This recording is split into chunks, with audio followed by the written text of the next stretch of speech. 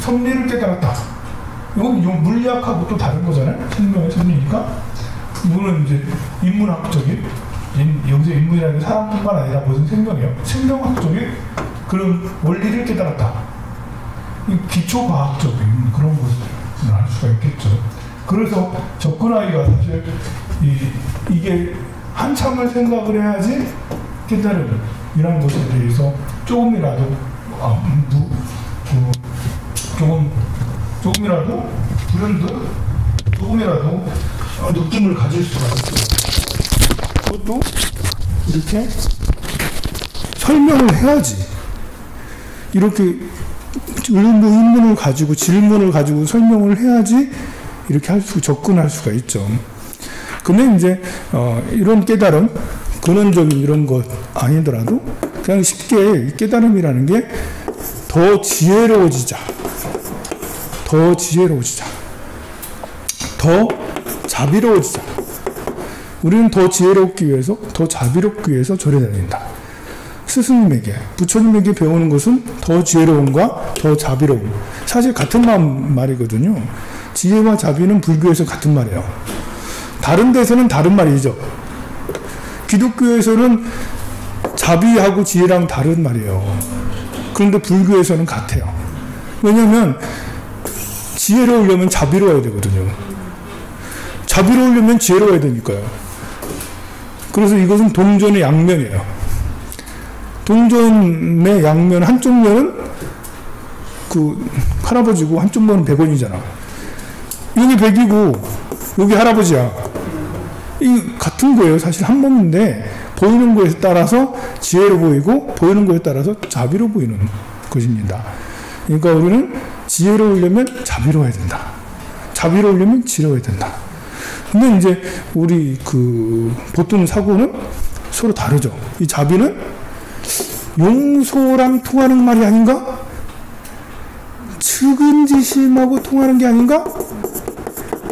불쌍히 여기는 마음, 안타까이 여기는 마음, 이런 거랑 통하는 게 아닌가? 요거보다는 이쪽이 더 가깝잖아. 보통 사람들이 생각하기에. 지혜는 이성적인 거 아닌가?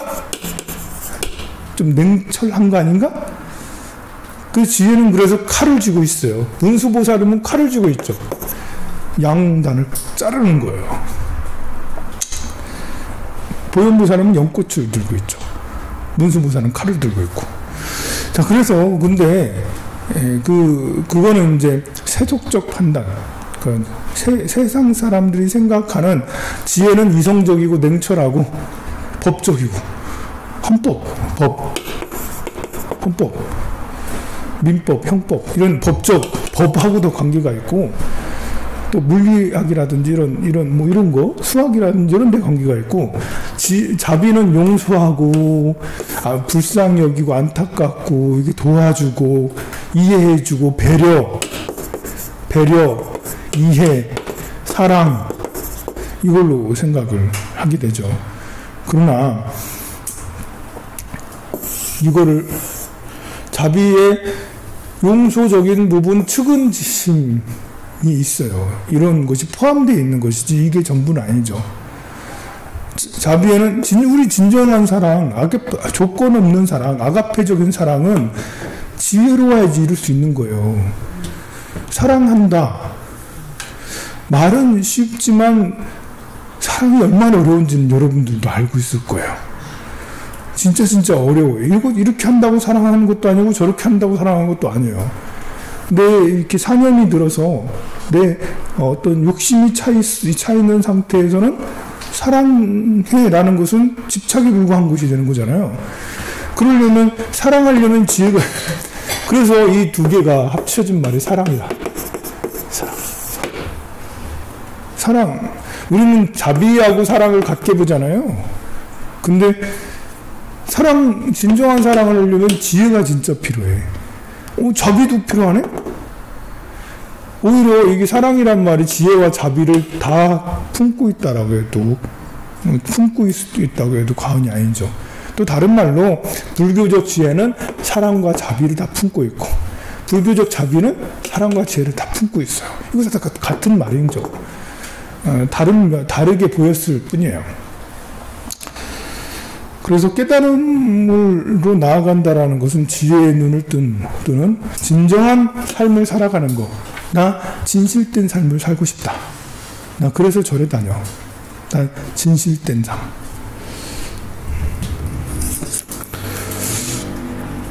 그래서 눈을 뜨면 어둡던 세상이 밝아집니다. 마음의 눈이 열려 어디로 가야 할지 길이 열려 보이는 것이죠. 우리는 마음에 모두 다 벽을 가지고 있어요. 마음에 벽을 가지고 있어요. 이 벽 때문에 사랑도, 진정한 사랑도 이룰 수가 없어요. 나만의 벽이 있기 때문에 나만의 틀이 있어요. 이렇게 하는 게 사랑이다. 남자는 여자한테 부부라는 게, 부부 생활은 정말 위험한 삶이에요. 내 삶을 선택할 때 이쪽으로 나는 부부 결혼할 거야. 여러분들은 그냥 아무 철학 없이 결혼했지만 요즘의 젊은이들은 이게 좀 결혼하려고 하니까 생각이 많아지는 거예요. 왜냐하면 남녀가 뇌구조가 완전 다르기 때문에 그렇죠. 남자는 남자 방식의 사고가 있고 여자는 여자 방식의 사고가 있는 거예요. 거기다가 한국 남자들은 유교적 사고까지 더해져 있는 거예요. 여성들은 이제 유교적 사고에서 탈피하려고 하는 이런 게 많아요. 그러니까 반항심이 더 커진 거야. 여자는 반항심이 더 커졌어.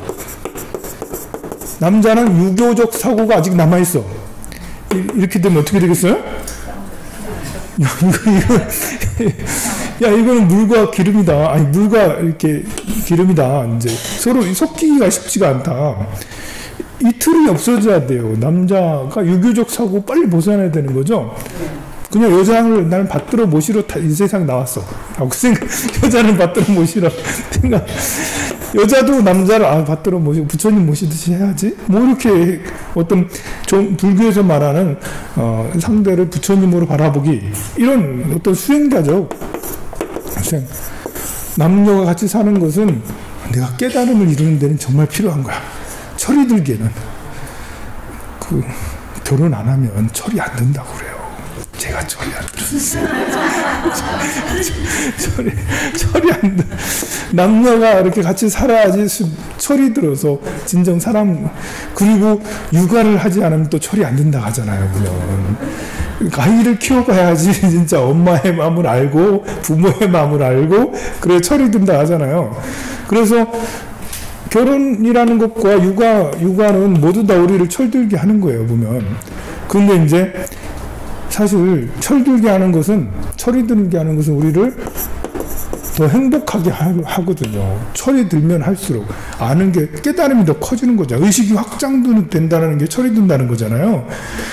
이렇게 남자가 여자를 만남으로 인해서 이런 사람도 있네? 여자가 남자를 보면서 이런 사람도 있네 하면서 확장이 일어날 수가 있는데, 우리는 받아들이지 않고 남자는 남자식의 사고로, 여자는 여자식의 사고로 상대를 바라보기 때문에 부인은 이래야 돼, 남편은 이래야 돼, 남자는 돈 벌어야지.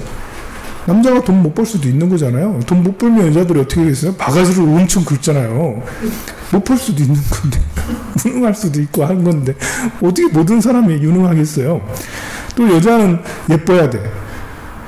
정말 이제 남자들한테 물어보면 1순위가 80% 90%가 예쁜 여자, 무조건 예쁜 여자.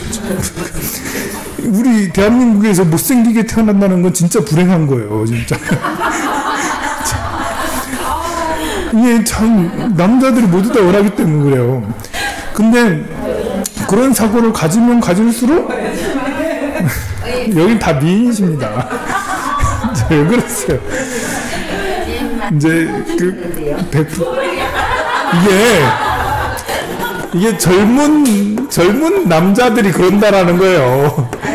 젊은 남자가 조금 생각이 이제 이게 아니구나 하는 사람들도 있어요. 그러니까 너무 불안해하지 마시고 너무 걱정하지 마시고. 그래서 이제 그런 생각을 갖는 한국 젊은 남자들이 너무너무 많아요. 그리고 그러면 내 마음에 안 드는 미모가 그 정도 수준에 안 맞으면 또 남자들은 또 다른 여자를 찾아갈 생각을 자꾸 한다니까요. 꿈에 그린다니까요, 또.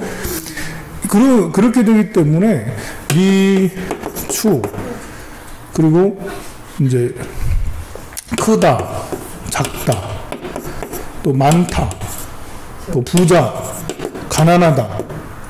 이런 이 생각을 이렇게 양변이라고 그러는데요. 양변.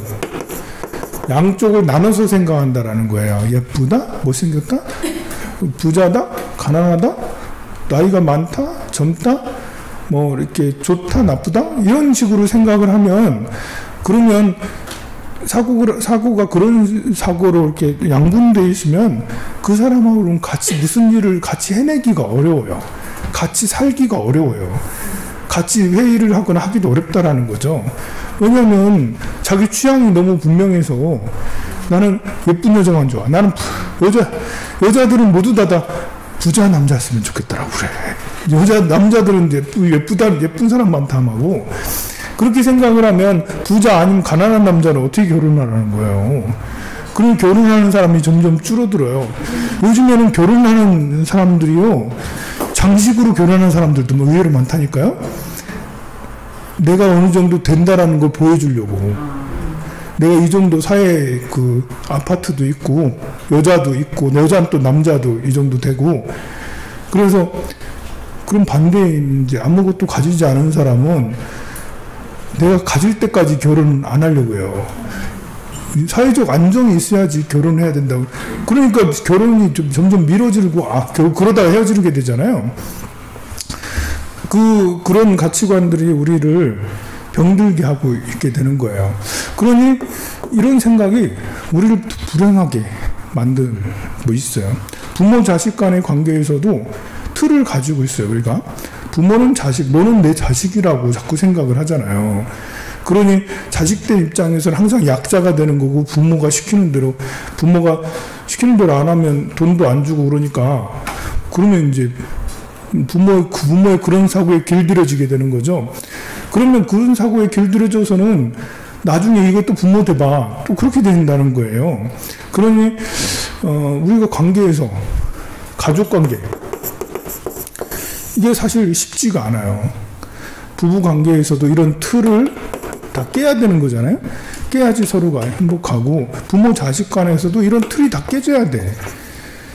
이런 것이 이제 깨달음이라 할 수가 있어요. 우리 불교에서 배워야 될 것들이 이거예요. 예쁘고 못생기고 이런 게 중요한 게 아니고, 그냥 사람 본성, 불성 그 자체로 존중하고, 그 자체로 훌륭하다라는 것들을 이렇게 깨달아 나아가는 것이라 할 수가 있습니다. 그래도 눈을 뜬다라는 것은 이렇게 우리 주변의 장막, 내가 가지고 있는 편견들을 다 없애 나가는 과정이라는 거예요. 깨달아 나간다는 것은 내 편견의 벽을 허물어 나가는 것을 깨달아 나간다라고 할 수가 있습니다.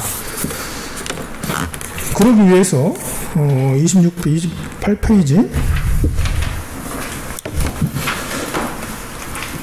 불교에서는 현재 괴롭고 힘든 일이 이어진다면 무작정 누군가에게 기대기보다 그 이유를 따져볼 것을 권해요.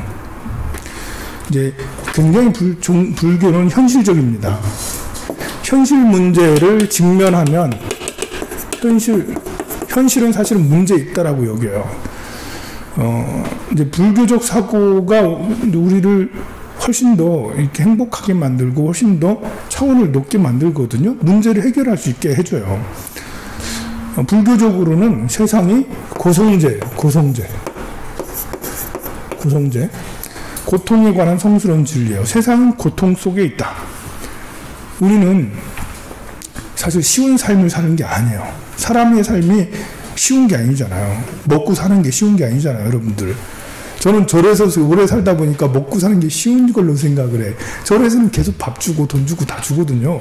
그래서 정말 쉽게 살아왔어요, 저는. 근데 여러분들하고 상담하면서 보니까 이게 참 쉬운 게 아니구나 라는 것을 알게 됐는데요.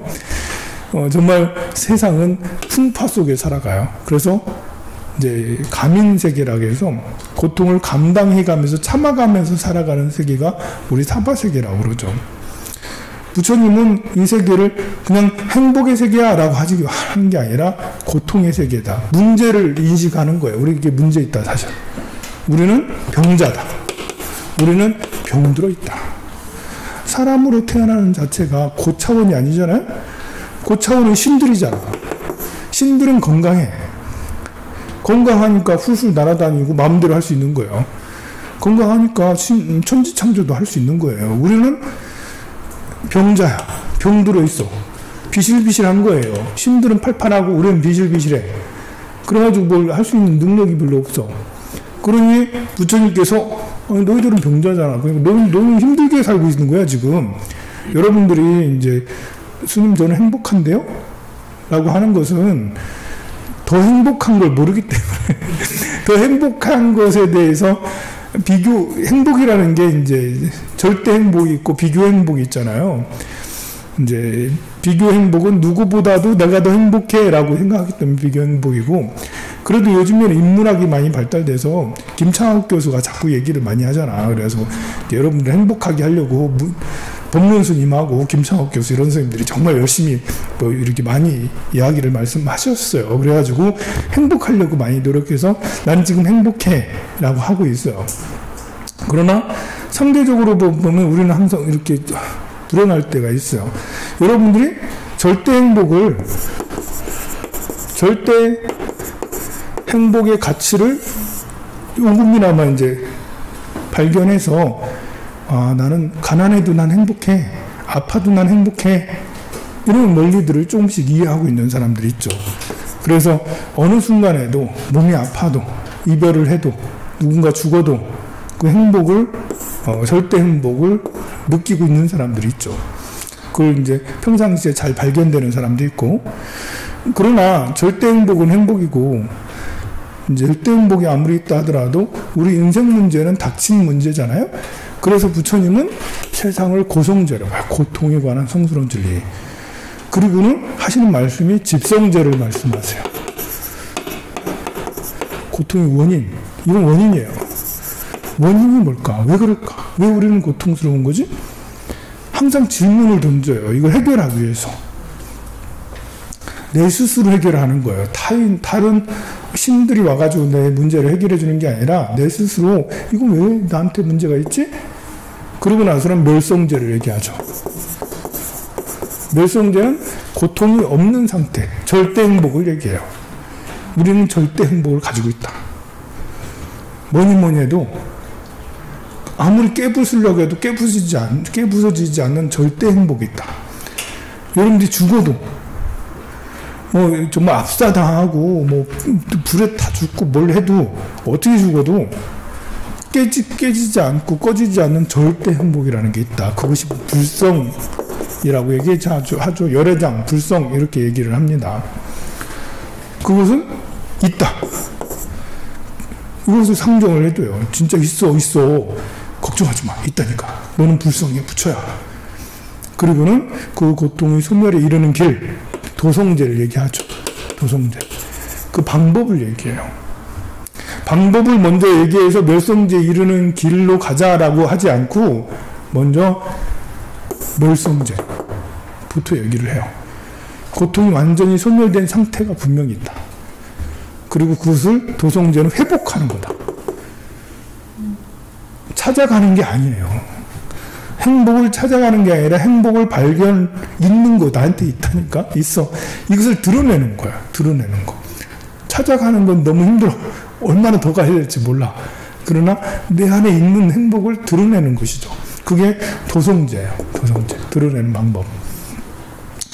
이렇게 해서 이게 세상을 바라보는 부처님식으로 바라보기예요. 부처님식으로 세상을 이런 식으로 파악을 해서 이렇게 현실 문제를 극복을 하고 이겨내서 결국은 해결을 해서 절대 행복의 멸성제에 이르자라는 것입니다. 여기에 나를 따르라 이런 게 없어요. 나를 반드시 믿어야 된다 이런 것도 없고요. 그냥 아주 드라이하게 제일 먼저 말씀하신 거야. 이런 것이 있다라고. 그리고 늘 법문을, 가장 많은 법문을 부처님이 그 팔만대장경에서 가장 많이 한 법문이 바로 이 사성제입니다. 누구는 팔정도로 내었을 부처님? 뭐 스님 팔정도를 더 많이 얘기하셨는데요? 아니, 팔정도는 이 안에 있어요. 이 안에 도성제라는 게 팔정도거든요. 지금 육바람이 말씀하셨는데, 이 도성제거든요. 육바람이. 이르는 길이니까. 그래서 가장 많이 말씀하신 것이 바로 사성제다. 연기법인데요. 이것이 있게 저것이 있고, 이것이 멸하게 저것이 있고 멸하고, 이것이 생하게 저것이 생한다라는 연기법도 많이 말씀하셨죠. 그것은 이제 사성제랑 이제 연관 지을 수도 있지만, 그래도 연기법은 연기법 자체로 정말 처음 말씀하셨고, 연기법을 처음 말씀하셨냐, 사성제를 처음 말씀하셨냐, 연기법을 처음 말씀하셨다, 뭐 사성제를 처음 말씀하셨다. 둘이 뭐 그게 막상막합니다. 중요해요. 그러니 세상을 바라보는 방법, 괴로움의 원인을 찾고 해탈의 길로 가기 위해서 필요한 것이 바로 지혜다라고 여기에도 이렇게 얘기가 되어 있습니다. 여러분들이 그 29페이지에 보면 나는 왜 불교를 찾는가 했을 때, 저를 왜 찾을까 했을 때 5가지를 얘기하죠. 집안이 평안하지 못하고 하는 일이 잘 되지 않아서, 그래서 저를 왔다. 자식의 학업이나 취직, 결혼, 승진, 병의 쾌유를 소망하기 때문에, 그래서 저를 왔다. 첫 번째나 두 번째는 같은 것 같은데요, 그죠? 그리고 세 번째는 호기심으로, 불교가 뭘까? 이래서 왔을 수도 있다. 네 번째는 이건 아닌 것 같은데 라고 해서 왔다. 5번째는 마음의 안정을 위해서 그렇게 해서 왔다라고 하는데, 와서 이렇게 여러분들이 배워야 될 것이 부처님 방식으로 사고하기, 부처님 방식으로 생활하기. 여러분들이 생각했던 그 방법, 생각의 틀을 깨고 전환해야 되는 거죠. 전환. 우리가 원수 갚기에서 갚을 게 아니라는 거 했죠. 예, 글로리처럼 그렇게 하는 건 통쾌하죠. 통쾌하지만 원결은 계속 이어져요. 그래서 이건 소멸로 바꿔야 되는 거죠. 소멸하려면 용서를 하거나 뭘 하거나 다른 어떤 방편이 필요한 거예요. 우리는 원수 갚기보다는 원결을 소멸하는 게 업장소멸이죠. 소멸하는 방법을 선택한다라는 그런 것이죠. 어떤 문제를 보고는 이 세상에 고통이다 이렇게 했을 때, 문제를 보고는 어쩔 줄 몰라 하거나 신에게 뭐 기대거나 다른 사람 해주길 바라거나 그렇게 하기보다는 고통의 원인, 고성제, 집성제, 멸성제, 도성제를 일깨우고 생각을 하면서 원인이 뭘까? 누가 나한테 화를 막 내, 짜증을 막 내, 아니면 나를 막 무시해, 인격 모독을 해, 막 니 같은 게 무슨 강의를 해? 이러면서 이렇게 막 인격 모독을 해. 그러면 이제 생각이 없으면 누가 그래도 스님인데 스님까지 이렇게 할 수 있지만, 이제 한 번 더 생각을 하면 저 사람이 왜 그럴까? 원인을 먼저 생각을 하면 술 취해서 저렇구나. 술 취한 사람에게 내가 해서 뭐 하겠어요? 상처받았구나. 이 사람은 상처가 크구나. 우리 박연진이 문동훈한테 그렇게 고대질을 고대로 막 이렇게 이제 찢었거든요. 온몸이 다 찢었어. 고대질을 그렇게 한 것이, 박연진이 정말 인간 말종이고 나쁜 애여서 그렇게 하지만 부모 잘못 만났구나. 참, 부모 잘못 만나서 그 사고하고 생각하는 방법이 저렇게 저질이고 저렇게 지밖에 모르고, 그래 안타까운 거죠. 그런 마음으로 원인을 먼저 생각을 하면 그럼 용서가 되죠. 아까 그 어머니도 본인 입장으로 생각하면 딸들 정말 용서가 안 돼요. 한마디만 와가지고, 어머니가 바라는 건 진짜 와서 한마디야. 오기만 해도 돼, 오기만 해도 돼. 근데 전화도 안 받고 오지도 않고 이러니까, 이렇게, 그렇지만, 그 어머니도 절대 자기가 먼저 하지 않겠다라는 원칙이 있잖아요, 보면. 그래서, 이렇게, 이 생각의 틀을 바꾸고 전환시키는 게 불교의 방법이라고 할 수가 있습니다. 우리가 절에 와서 배워야 될 게 바로 그런 것이죠.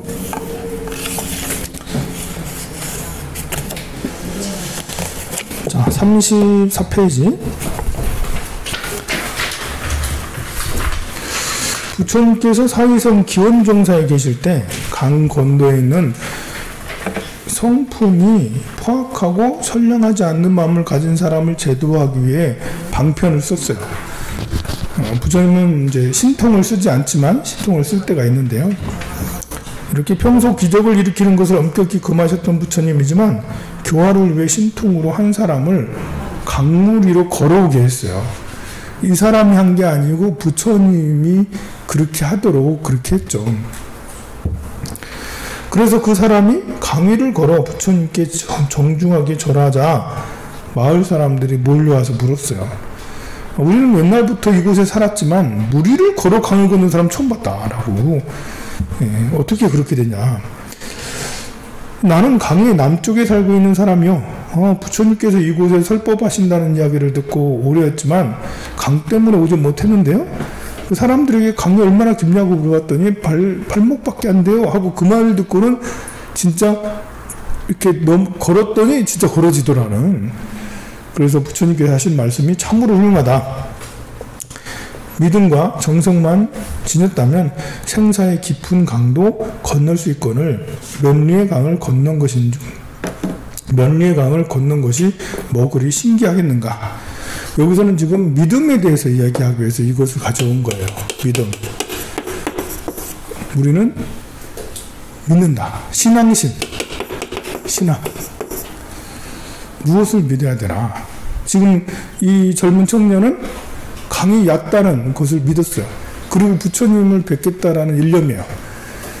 그러니 부처님 뵙겠다는 일념에 강이 얕아요. 발목밖에 안 돼요. 진짜요? 해서 그렇게 갔는데 진짜 발목밖에 안 젖은 거죠. 근데 이제 그런 믿음은 신비한 힘을 불러올 수도 있다. 라는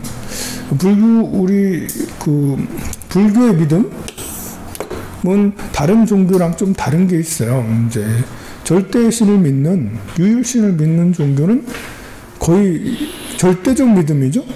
그 타협 불가한 믿음이야. 그러니까 신이 창조했다라는 것을 타협할 수는 없어요. 천지 창조를 했다라는 것을 부정할 수 없는 거야. 그리고 알라신이 뭐 했다라는 이런 것을 부정할 수 없어요. 그냥 절대로 믿는 거예요. 그럼 우리 불교는 그냥 부처님을 절대로 믿냐? 믿어요. 그런 방식의 믿음이 아니고 부처님이 깨달았다라는 걸 믿어라. 부처님이 깨달았다는 걸 믿는 거예요. 그리고 믿어서 그걸로 끝이냐? 믿으면 이해를 해야 된다는 거예요. 이해를. 부처님이 깨달았다는 걸 이해가 가잖아요. 경전을 보니까 진짜 깨달으신 것 같아. 이런 말씀을 이렇게 쭉 보니까 깨달으셨네? 그래서 이해가 가. 그리고 행을 하는 거죠. 행.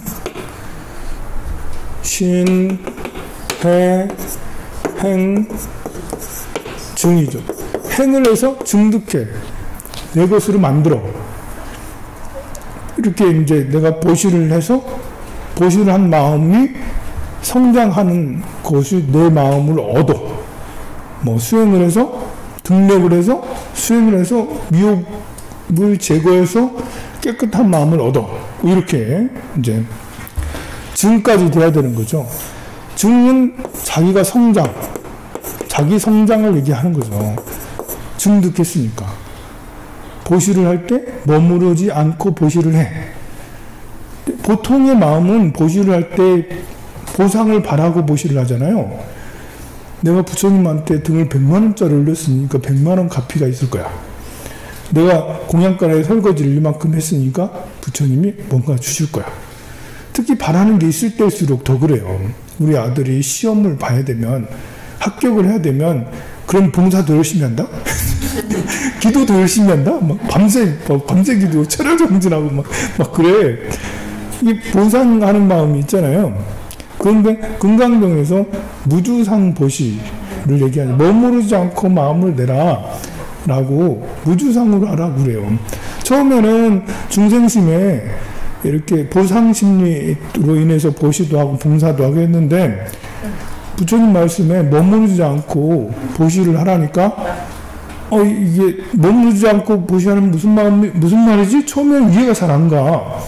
보시를 하는데 주고받고 있는 거에 내가 복 받는 게 당연한 거 아니야? 근데 이제 또 새기고 또 새기고 하는데 이제 나중에는 복을 생각하지 않고 보시를 하는 거죠. 합격을 생각하지 않고 기도하는 거예요.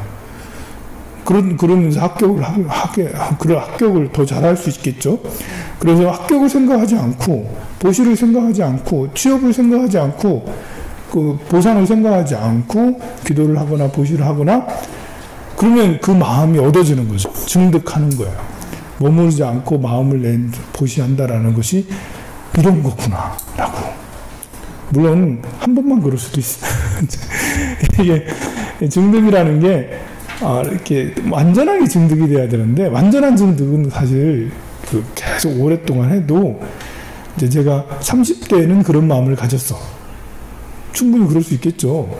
제가 열심히 노력해가지고. 근데 주지를 하면서 30대에 주지를 하면서 40대가 되니까 속물이 됐어.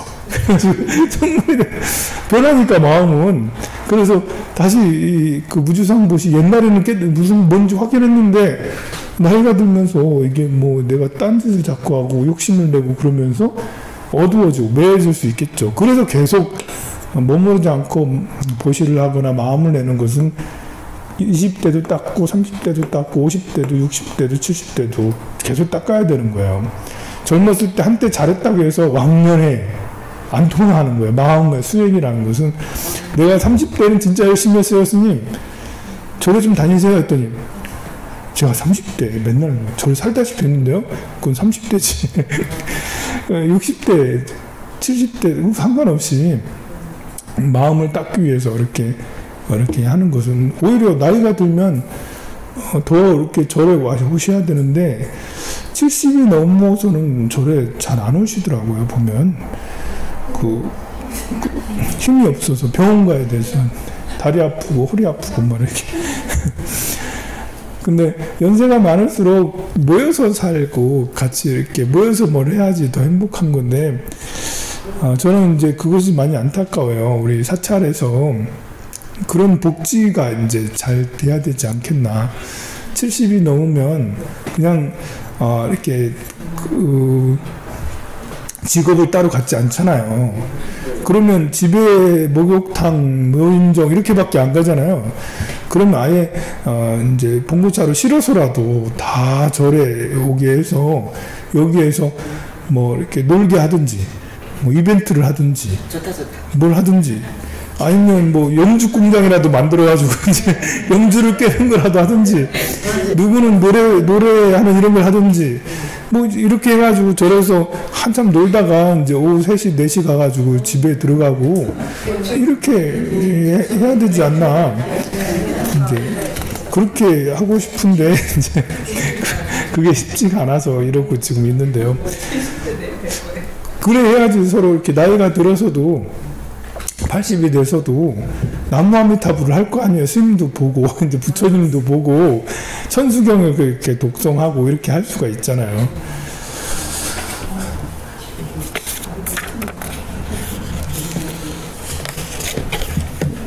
자, 37페이지. 신앙의 가장 앞자리에 놓이는 믿음. 이처럼 중요하다. 경전에서 믿음을 뜻하는 빨리하는 쌌다 라고 합니다. 이것은 믿으면 이 말은 덮어놓고 믿고 보자라거나 믿으면 다 이루어진다는 뜻이라기보다는 자신이 바르게 따라가야 할 길을 신중하게 선택하는 초석으로서 지녀야 할 마음가짐을 뜻하는 거예요. 그래서 이해에 기반을 둔 확신이라는 의미의 신해라고 번역을 합니다. 불자로 살아가면서 반드시 지녀야 할 마음가짐 중에는 믿음이 첫 번째인 이유는 확실한 참 믿음이 있어야 부처님의 가르침을 이해하게 되고 이해하게 되면 실천하게 된다는 거예요. 이 믿음을 뭘 믿냐면 부처님이 깨달았다라는 걸 믿는 거고, 그리고 부처님의 가르침은 훌륭하다, 뛰어나다, 비교할 대상이 없다. 그 부처님 가르침을 믿는 거고요. 부처님을 따르는 자, 승가죠. 법, 불법, 승입니다. 부처님을 따르는 수행자들은 청정하다. 이 세 가지를 믿는 거예요. 더불어 더 믿는 것은 불성을 믿는 거죠. 불성. 나의 본 마음은 무엇과도 비교할 수 없다. 깨지지 않는다. 아무리 짓밟혀도 여러분들이 막 누가 날 무시하고 짓밟고 막 이렇게 해도 본 마음은 짓밟혀지지 않는다. 아무리 가난해도 가난하면 힘이 빠지잖아요, 여러분들. 그래도 이 본 마음은 똑같다. 부자인 사람이나 가난한 사람이나 아무리 몸이 아프고 전신 불수고 뭐 이렇게 움직일 수 없는 말기 암 환자여도 본 마음은 똑같다. 젊은 사람이나 아픈 사람이나 똑같아요. 본 마음은 불성 우리는 가지고 있다. 대통령이나 평범한 나나 또 누구라도 더 어떤 권력을 가졌어도 불성이 더 크거나 그러지 않다. 더 작거나 그러지 않다. 그는 우리 본 마음은 똑같아. 누구나 다. 소는 본 마음이 작고 사람의 본 마음 크고 이런 건 아니에요. 소, 돼지, 말도 똑같아. 그래서 다른 생명에 대해서도 우리 관대하고 똑같이 존중해 주는 게 우리 불교죠. 그래서 불성에 대한 믿음, 이게 제일 중요한 거죠. 불성을 깨달은 분, 불성을 말씀하시는 분, 말씀하는 가르침, 불성을 닦는 스님들, 수행자들, 이 불성 한마디로 다 끝나는 거예요. 그리고 이것을 얻기 위해서 보시를 하는 거죠. 보시하면 불성을 얻는다. 보시하면 복을 얻는다가 아니라 불성을 얻는다 라고 생각을 해야죠.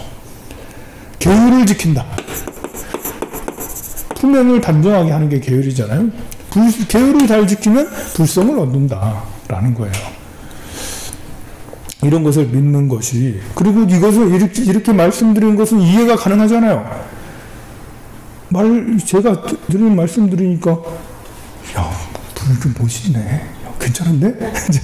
멋지지 않나? 이런 가르침들이 이렇게 살아가면 괜찮지 않아? 이렇게 희망을 주잖아요. 그래서 실제로 이렇게 불성을 행하는 사람이 돼서 여러분들이 점점 자존감을 회복해 가면 그러면 증득해 가는 거잖아요. 꿀리지 말자고. 꿀지 말고. 여러분들은 누군가에게 다 힘이 될 수 있는 사람이에요.